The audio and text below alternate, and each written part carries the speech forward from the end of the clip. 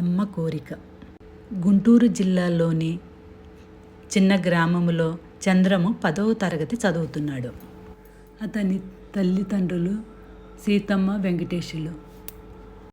వారిది నిరుపేద రైతు కుటుంబం. విజ్ఞానం దివ్యమైన అస్త్రం అని వినిపించిన మాటలు చంద్రంకి కొత్త కాదు.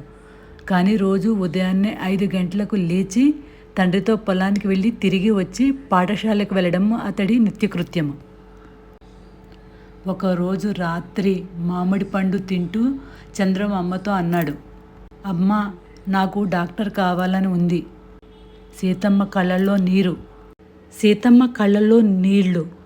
ఆమె వద్ద పెద్దగా డబ్బు లేదు. నువ్వు చదివి పెద్దవ్వాలి బాబు, మేము ఏదైనా చేస్తాము.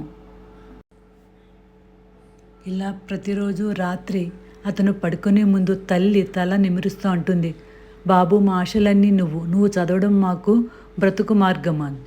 10వ తరగతి ఫలితాల్లో చంద్రం జిల్లా టాపర్ అయ్యాడు. ఊరి ప్రజలంతా అభినందించారు.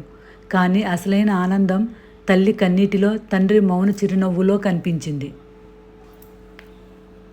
తల్లిదండ్రులు తమ స్వప్నాలను బిడ్డ చదువులో చూస్తారు.